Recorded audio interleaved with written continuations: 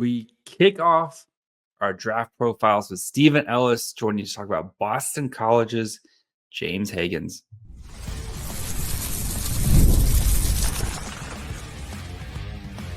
You're Locked On Sharks, your daily podcast on the San Jose Sharks, part of the Locked On Podcast Network, your team every day.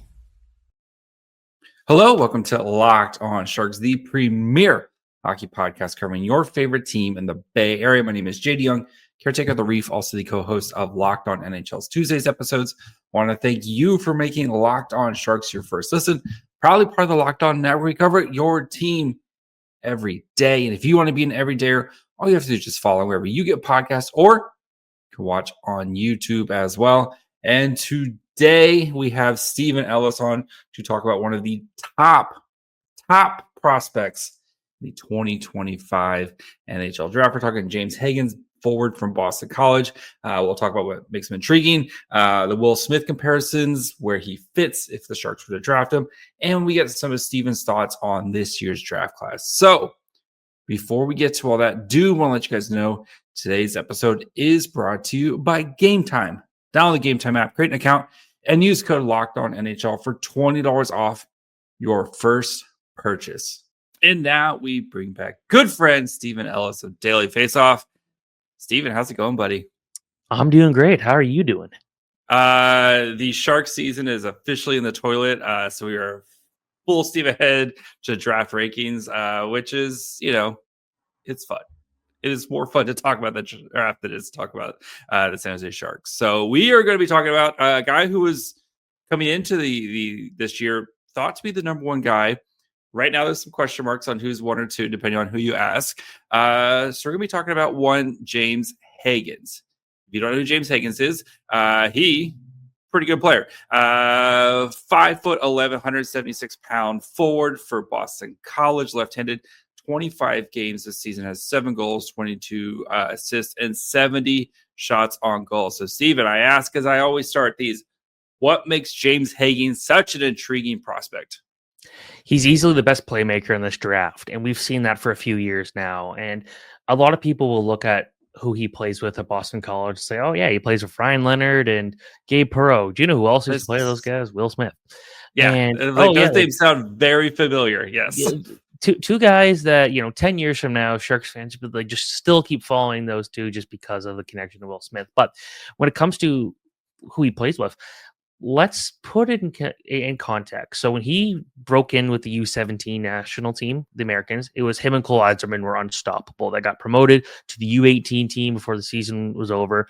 And, that's kind of a big deal because the NTDP typically plays much older competition. So they kind of have it viewed as a two team. So like in theory, there's no real rules. You can play a guy who just turned 18 but still in the draft year could go play on the U17 team. It's not like there's an actual rule there. Yeah. But when you get called up, that's usually a pretty good idea that you're a top prospect. And Hagens, in a lot of cases, was the best player on the U18 NTDP team, and that includes being better some nights than Will Smith, being better some nights than Gabe Perreault and Ryan Leonard. And then we saw him last year where he played with more, a different mix of players. He and Cole Eiserman kind of broke up a little bit. They played on different lines, and they started putting Hagens with guys like Brody Zemer and Teddy Stiga, two players I really like, but not guys who are going to be NHL stars.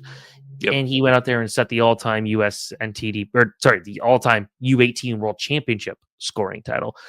Then he goes to college, having a good season. He has two guys to lean on. Has it been a bit of an adjustment for him? Yeah. Is he still a top player in college? Yeah, 100%. James Hagens has been very good for BC, and that's because he's really smart. He's a really good playmaker. He's a little small. He's been listed at 5'10", 5'11". I've been told it is 5'11". He has definitely added a bit more muscle to his game, but not enough to be, a super scary physical guy. There's a lot of similarities to him and Jack Hughes kind of at the same age. But for me, it's the way he thinks the game, the way he commits to the two-way play, the way he's effective in so many different ways. He can beat you with speed. He can beat you with skill. He can beat you with a good shot. There's so many elements of his game that makes him very difficult to contain. And when you've got a guy who could do all that, there's a reason why he's been talked about as a top prospect, either number one or number two for this draft. So What's the one you talked about the way he thinks the game, but what's the one physical attribute that he's like that you can hang your hat on? That like this guy's going to be elite at this. It's definitely going to be the playmaking, but if you're looking at it like it's the way that nothing seems to bother him when he's going into a corner. He's not afraid of anybody. He can go out there and make those great plays with a high degree of difficulty, and it looks easy to him because he's just got that ability to dominate with the puck. And I think that he can play with anybody and get results. He's very good on the power play, especially. So you give him those opportunities to kind of create an open space. He's going to make you pay, but he could do it without having a superstar goal scorer to work with. Like you could probably put him on any other line on BC and he'd still be productive because he's the one who does so many things to get that puck where it needs to be. I think there's been some concerns about him as a play driver at points, being a bit inconsistent, and we saw that at the World Juniors. But I do think that he has just fundamentally knows where he needs to get the puck, and more often than not, gets it done. All right, I'm going to ask the question that most Sharks fans are kind of thinking. I already have a James Hagens at home. His name is Will Smith because these two have been like it's natural they're going to get compared a lot. You've already mentioned Will Smith multiple times when talking about Hagens. Will Smith, 4th overall pick a couple years ago, played on this same line. You could argue produced more with playing with these two players. In Perreault and James Leonard. I already got one at home. Why do I need another one? Well, you can never have enough good centermen, right? Get good players. That's a bold strategy, Steve. That's the thing. It's like if Will Smith becomes your number 2 center, he's one of the best number 2 centers in the NHL if that happens. Yes. So, or I guess we also have back on Celebrini. So, yeah. So I think, if you're the Sharks, there's an argument to not take a guy like James Hagens, but I do think that you're not going to find a guy who's that smart as a centerman most years in the draft. And I think you look at it and say, like they've had a very similar route. Both played at the NTDP, both played with the same wingers. But I think with Hagens, he's just a step ahead with the puck, and making decisions with the puck, I should say. I feel like he's also a bit better defensively. I know that was a concern kind of for Smith in his draft year. Smith, by the way, I've now put in my Calder ranking list. It's been a while. It took a while for him to get into my top 10, but he's not only in the top 10. I've seen it. He's no, you haven't seen this one. Oh, I started working on it about 10 minutes ago before I started this. But he is, I think 6 or 7, but it's close. That's fair. You have to read the article to see what I mean. But I do think that, there's an argument to not take him specifically if you're the Sharks, more so than if you're the Blackhawks or the Nashville Predators or any other teams in that race there.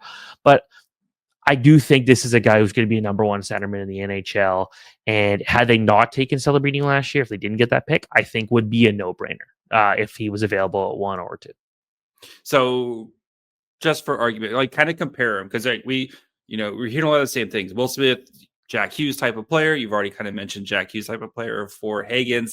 Maybe Smith might be a little bit more of a wizard offensively, but Hagens may be a little bit better two-way game. Like how do these kind of players compare, especially at Boston College? Yeah, I'd say like that was pretty accurate. Like, we saw one right. we saw Smith last year kind of dominate, but we're still talking about Hagens, a guy who set the U17 and U18, not just team records, but world championship records. Like this is a guy who knows how to put points on the board and is very good. I think if I had to say Hagens is a bit more versatile, I feel like he's better away from his star line mates than maybe Will Smith. But Will Smith, when you put him in the right situation, can take over shifts in a way that Hagens can't.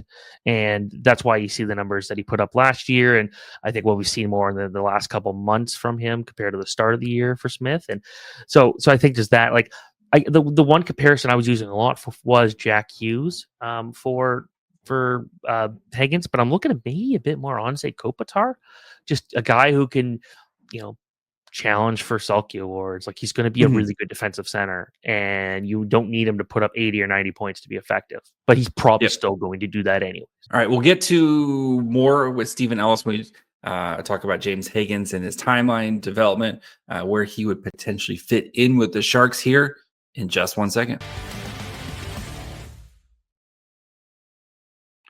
If you're looking for tickets to the next big event, maybe you want to go to the Tank, catch the Sharks, go watch Celebrini and Smith do Celebrini and Smith things, go see a Warriors game, whatever it is, need to check out Game Time. Game Time Picks, the app does all the hard work for you. It curates the best deals so you don't have to waste time searching through endless ticket listings. The curated deals make it super simple to find great seats at a great price. No more sifting through thousands of deals. And the seat view features a game changer. That way you know exactly what your seats are going to look like no matter where you go. Nothing worse than getting to an event and realizing my seats stink. So the best part too, you're covered with Game Time's lowest price guarantee. If you find a better deal elsewhere, they'll refund you 110% of the difference. Plus, your tickets are guaranteed delivered on time with easy cancellation options if something comes up. Take the guesswork out of buying tickets with Game Time. Download the Game Time app, create an account, and use code LOCKEDONNHL for $20 off your first purchase. Terms apply. Again, create an account, redeem code LOCKEDONNHL, LOCKEDONNHL for $20 off. Download Game Time today. Last minute tickets, lowest price guaranteed. Let's get to the fit here. So if the Sharks do go and draft him, assuming they're 1 or 2 as things are kind of playing out right now with the San Jose Sharks, right? They're most likely going to be either the first or second overall pick. And they do get Hagens. You have a potential of having Macklin Celebrini, who is like, I think, surpassed a lot of our expectations, at least, especially in year one, who on his way to be a bona fide superstar, especially as can play all 3 zones. And then if you wanted to have James Hagens or Will Smith kind of fight it out for your second line center, and then you have whoever's left over playing on the wing, like that's pretty nice, right? You basically would run into a salary cap nightmare, but at the same time, when that might matter, the salary cap's going to be over $100 million. The salary cap's $1 bajillion at some point. And the Sharks have 1 player signed in like 26, 27. That's Tyler Toffoli. Like they have all the money in the world. You might not need a defenseman if you've got James Hagens and Will Smith battling for your second centerman, right? Like they'll figure out. But this is for nerds. Score again, points. It's like there's a good argument to not take Hagens, but at the same time, like you always want to go best player available, and depending on where they pick, he's probably going to be one of the best players available. Like for me, it's Schaefer or James Hagens, number 1, and you could take either in either direction, and it won't feel wrong. There's certain teams again that will look at it differently. Like Chicago Blackhawks fans are wondering, like, do we need another smaller center? It's like, well, I don't think he's as small as some people make it out to be. I've been up close with him. Like he's not weak. That's the thing. It's like Celebrini, right? Celebrini's not the biggest guy in the world, 6 foot, 190 pounds, but he plays like that dude plays like an animal, especially along the boards and stuff like that. Like there's more power to his game. Yeah, Victor Eklund, right? Another guy who's smaller, but he plays much bigger than he actually is. That's the thing. Hagens with his skating does a very good job of making sure he doesn't get hit. Yeah. And that, he could do that against, junior guys last year and college guys this year. The NHL is a different level. Yep. You see the way he's just really smooth. He kind of can sneak around guys. Is he the best skater in the draft? No. Is he well enough, good enough to be in an NHL position? 100%. So, like it's hard to compare those 3 guys because there's enough differences between them. But I think if you look at Celebrini, you look at Hagens, you look at Smith, the smartest of the 3 is James Hagens. I'd say the most complete of the 3 is Macklin Celebrini. Maybe the guy with the most offensive potential, it's Will Smith. So they've kind of got their 3 little strengths there. Okay. Hagens, I don't know if there's anybody in this draft class, maybe Schaefer, but anybody in this draft class who you feel like steps into the NHL next year. Like Celebrini was like a slam dunk, like Bedard slam dunk. Like those guys are playing in the NHL next year. Do you feel like not Schaefer? Do you feel like Hagens another year at Boston College, where you assume Ryan Leonard's out, right? Maybe Gabe Perreault sticks around for another season. Depends on what the Rangers want to do there. But like, where a chance for him to kind of be the guy, almost like Cutter Gauthier, where it was like goes back to that junior or that sophomore season and just dominates. Is that kind of what you expect with Hagens? I think when you look at someone like Gauthier, that made a lot more sense because of the team that was coming around, because they were getting the big 3 for the NTDP. I don't think we're going to see that with BC next year. So I think there's maybe less of a reason for him to go back, unless the whole focus is him to spend more time in the weight room, because I do expect for Hagens a very similar start to the NHL career as Jack Hughes, a guy who's got a really good brain, really smart, really skilled, but it's just a bit more of a grind than they've ever had to deal with. And there's a reason very few college players go straight from the NCAA and thrive in the NHL. Like Jack Hughes for sure. Then there's Macklin Celebrini, and a lot in between have struggled. You look at Cutter Gauthier had a really rough start to the year. Will Smith had a very rough start. Very rough start to the Will Smith year. Yes, it's like Hagens. I feel like there'd be for him specifically. There's more of an argument to go straight to the NHL, and I think he can play in the NHL next year. I would love to see some of these college guys have a shot to go back and play in the AHL, but we don't really see that happen often unless your name is Rucker McGroarty. But when you look at what James Hagens could do, I think no question about it, I think he could step into the NHL next year. He can also play in the World Juniors too, so he's got that one more year of eligibility there.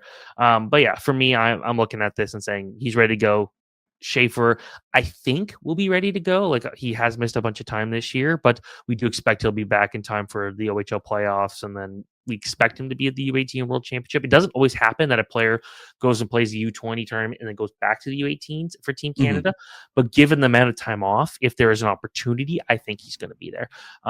Those are the only two guys I think will go straight to the NHL. Just again, there's a lot of rumors of which guys are going to go play in the NCAA next year, and that could spice things up. Yeah, that's such a fun wrinkle, the NCAA. We'll put a pin in that because we're going to talk more about the top four guys here in a minute. But so, I mean, if Hagens does go to the Sharks, I could see them using the exact same playbook that they used for Will Smith, right? Where it's like no back-to-backs. We're going to use these as development days for a guy who also needed to hit the weight room. And Smith worked, credit to Smith, like he worked really hard in the off season, like to try to add some weight. You could tell during the season he's been working hard to try to add some weight and try to keep weight on. I think that's a big problem too for younger players is not only like adding the muscle, but then keeping it on because of just the grind of a season. But I could see the Sharks kind of using the same playbook of we're going to be really careful about the first half of your season, and then we'll take the training wheels off. And you've seen Will Smith now really start to thrive over the past couple of weeks as that's happened to him. So I could totally see that. Other than, of course, as every 18, 19-year-old kid needs to do is add weight. What do you think is the one thing that he needs to really kind of focus on as he makes that transition to be an NHL player?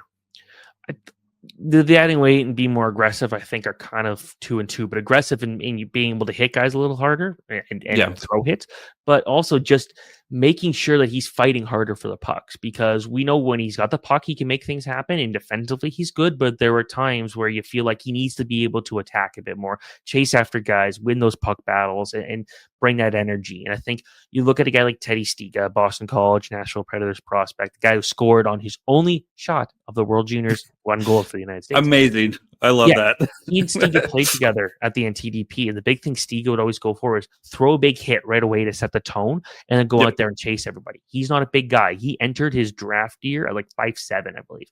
So this is another guy who's had to go out there and learn to be bigger.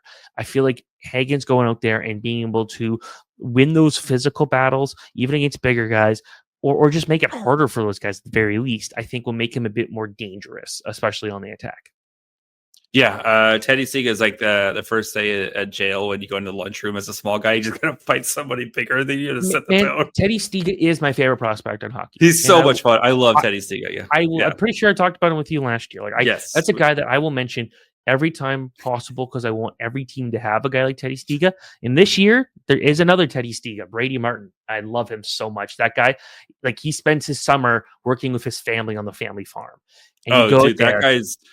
Yeah, that guy, like, he's just yoked without looking like it. And yeah, you could tell, like, just rips a phone book in half type of guy. Yeah. He's not huge, but he could beat up a shark, like a physical, like not shark, but like a shark. He could go out there and say, Jaws, you're dead. And he would win because that's just the type of player he is. And he's also like the funniest kid. Talking to players at the CHL USA Top Prospect Series, and they're like, it's like, who's like the funniest guy on the team? Like, it was like unanimous. It was all Brady Martin. So that's a guy that I feel like is going to get along with a lot of players when he moves to the NHL. The Sharks or the Barracuda, they have this guy, Anthony Vincent, who they found like a college, and like the nicest dude off the ice, but as soon as he gets on the ice, the dude is like a complete just pest, and he's just gonna run people over. But like, super nice, super great to talk to. But yeah, just as soon as he gets the ice, like things just that like switch flips and they just go crazy. And you But like yeah, I that. love Anthony Vincent. Yeah, It's those like guys are the best. it's like when you look at it, it's like, people will point out like, oh, we need more like tough guys in the room, and like Ryan Reeves is a popular guy here in Toronto. Yeah. He doesn't really do a whole lot on the ice, and he's He more plays of a 6 room minutes guy. tonight, man. That's a lot of that's a lot. Sure, yeah, when he plays, they sat him against the Oilers, the team that probably wanted to kill him because of what happened with Darnell Nurse in the year. But you got to have guys who can go out there and be annoying, but also go out there and score, and that is what someone like Brady Martin or Teddy Stiga both can do. All right, before we finish up with Steven, we get some of his thoughts on the top 4 guys here in the draft class and some of his early thoughts on this draft class. Just need to take a quick break.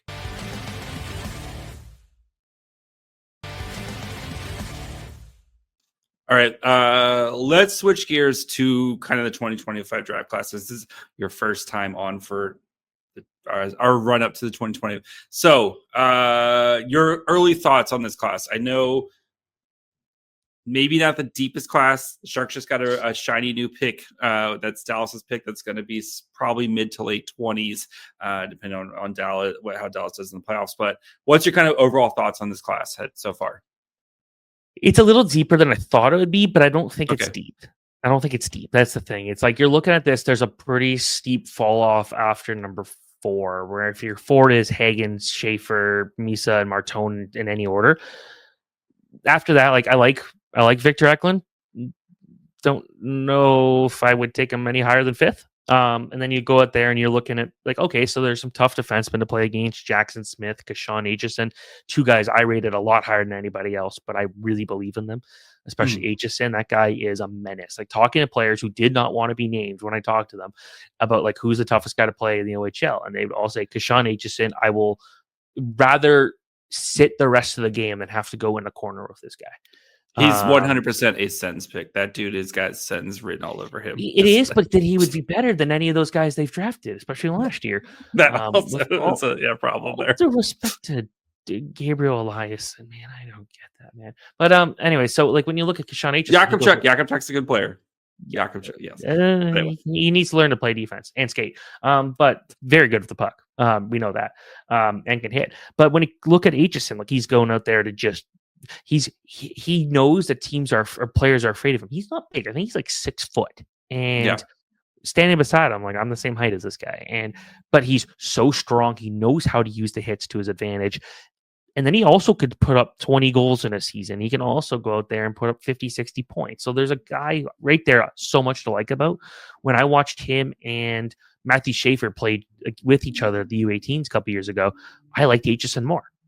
And like that's the thing, like there's just so many elements to his game that makes himself hard to play against. After that, it starts to fall off. Like I know the Sharks just got Askarov. My plan here is draft a goalie pretty much every year. Like if you've got the picks for it, draft one. And this is a decent year for drafting a goalie. And Joshua Ravensburg is probably going to go in the first round, so don't pick him. Jack Ivankovic could be one that's a really fun pick, where skill wise, I think he's the best goalie in the draft, but he's 5'11". Then you go out there and there's just a bunch of really good options out in Russia, gets a good options in Sweden, Finland, some good options in Western Canada. So, I think that this is a very, very good year for goalies, and they should probably use at least one pick from or on them. But beyond that, it's not a super deep draft. And I think if you could somehow turn a 2025 pick and get a 2026 first rounder, like that's kind of what you want to do, because I think there's more value next year. Saying that, a lot can change. And I think a lot of people looked at the 2025 draft a little higher earlier last year than they do now. And then the 2026 draft, like that could happen too. But right now it feels like a lot of interest in somehow getting a 2026 first rounder. Makes sense. All right, let's talk about the big 4. So, of course, you have Hagens, who just been Metallica, Slayer, Megadeth, and so Schaefer, who I know a lot of Sharks fans are circling because of the thought of having Schaefer Dickinson in your back end for the next bajillion years would be pretty sweet. So, quick thoughts on Schaefer. Schaefer is their best defenseman in this draft class. To me, the best player in this class.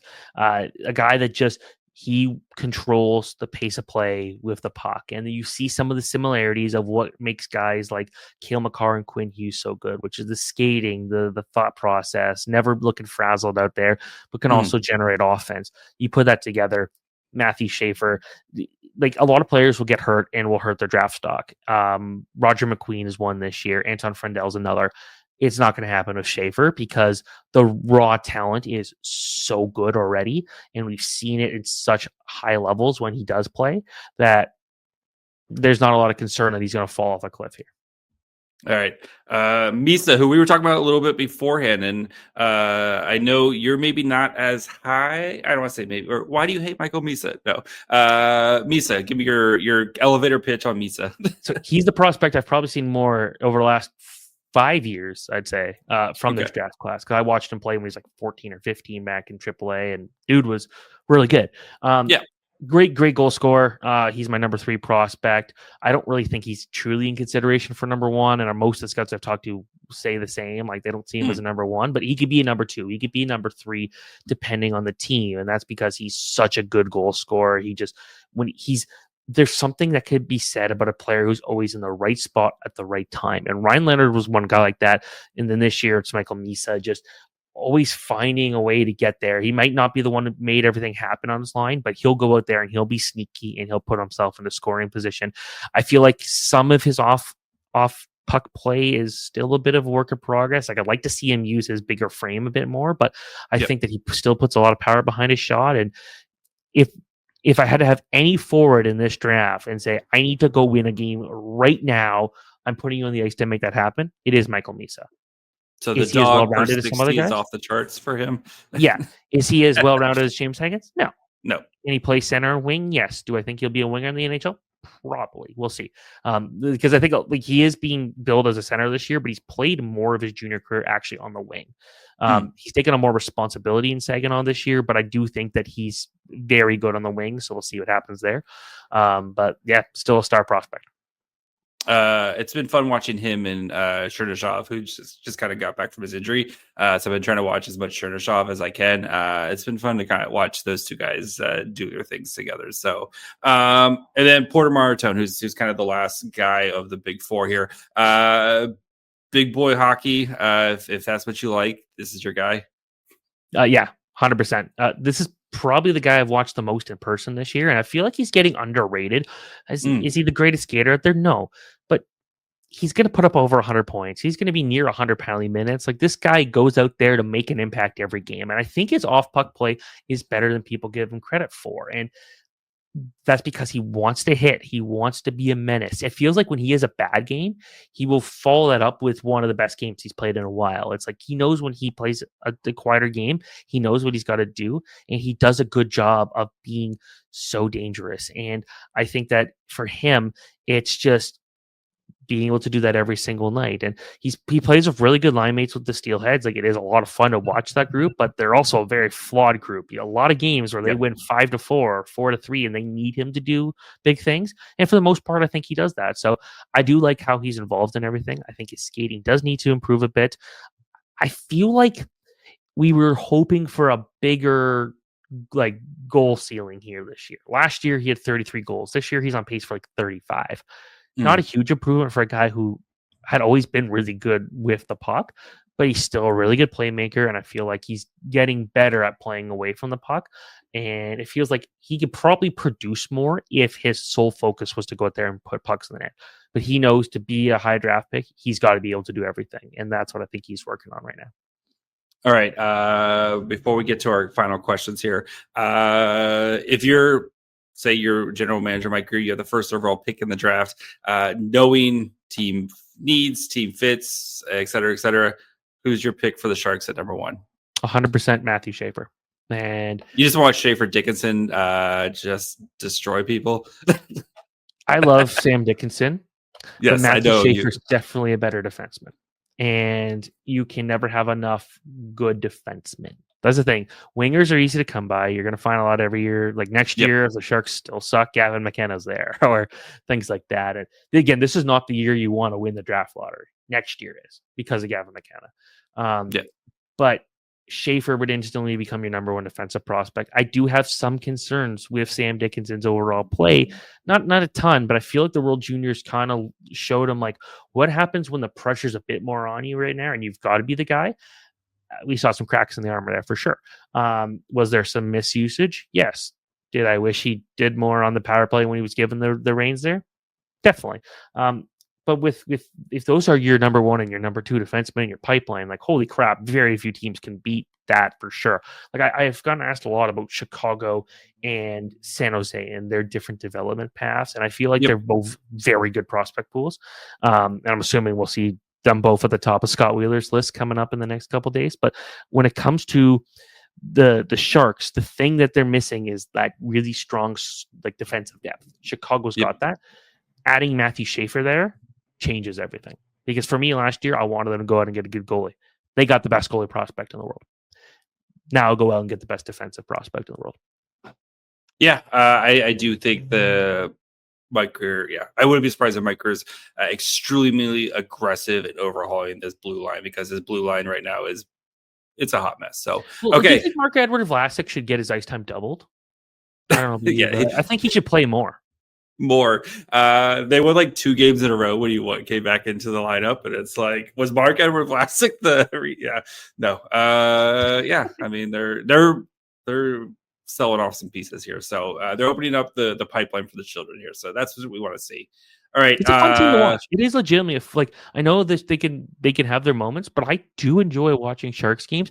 I wish for my sake they'd finish the games a little earlier, because I wake up at like 7 a.m. Eastern, and then when these games go up like till 1, and I have to update our draft pools or the lottery rankings. It's like, could you do this a little earlier, please? But West Coast, Best Coast, baby. No, I agree. You guys get to watch every game pretty much in the world, except I'm assuming the big Hong Kong versus Macau game yesterday was probably a hard one for you to watch at 5 a.m. A little bit tough to watch. Yeah, I know the KHL games I don't get to watch because they're on at some ridiculous hour in the morning.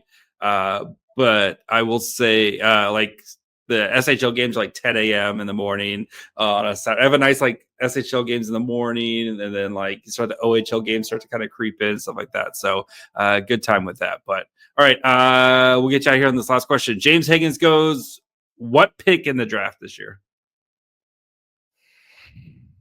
And it just really depends. It's not like Celebrini, right, where every team would take him. I think he goes number 2, because I don't think you're going to get a guy like Schaefer next year's draft. And for teams at the bottom, if you want a high impact defenseman, you got to wait till 2027 when Landon Dupont comes in. I don't know how many teams want to wait that long. So I think he goes number 2. Yeah. Chicago's just trying to find Bedard a friend. That's, we found Eckler a friend. Chicago has to find Connor Bedard a friend. I've said before for Blackhawks, like you almost kind of want to draft 3rd or 4th. You don't want to have to be the one that makes that decision, because if it is those 2 guys in Hagens and Schaefer for number 1, number 2, there's a big decision to be made in number 3, and I feel like that's a better decision though than having to pick number 2, picking number 1. And I think though you want a shot at picking number 1 next year. I mean, well, if you have the top odds going into it, you can keep, it's not like you're moving up. But anyway, if you pick any of the 4 guys, you're probably gonna have a good time. Like that's my saying. It's like if you get one of these 4 guys, you're probably gonna have a good time with your prospect pool. So Steven, we did it. The first one is in the books. Where can the people find you, buddy? Yeah, Ellis Hockey on both, actually just on X or Twitter, whatever you decide to call it. I call it Twitter still. And then Blue Sky, I basically, if you are very anti-X, I post everything on Blue Sky too at stephenpellis.ca, because I do have an email, or a full URL as my username. I don't like that format. Oh well. Lots of draft content, obviously leading up to the World Juniors, or not World Juniors. That's the under 18s in the draft, and then I'm looking forward to the 4 Nations face-off. I don't know about you, but I'm ready for some best on best hockey. As much as I love watching Hong Kong versus Macau and that 26-1 game, I would like to see some players I know. Thanks to Steven, of course, as always, for coming on. We could have seriously talked for another 3 hours just on hockey. So, like, I had to cut stuff out of this podcast because we were just going on and on. Because Steven's a fun guy to talk to. So thanks to him, he will 100% be back on at some point during the draft process as we continue to start to dive in, get to know some of these prospects a little bit better. So make sure you guys are following wherever you get podcasts, and of course you can watch on YouTube as well. Follow the show on Twitter, Facebook, and Instagram at Locked On Sharks. Follow me on Twitter and Blue Sky at My Fry Hole. Till tomorrow. Bye, friends.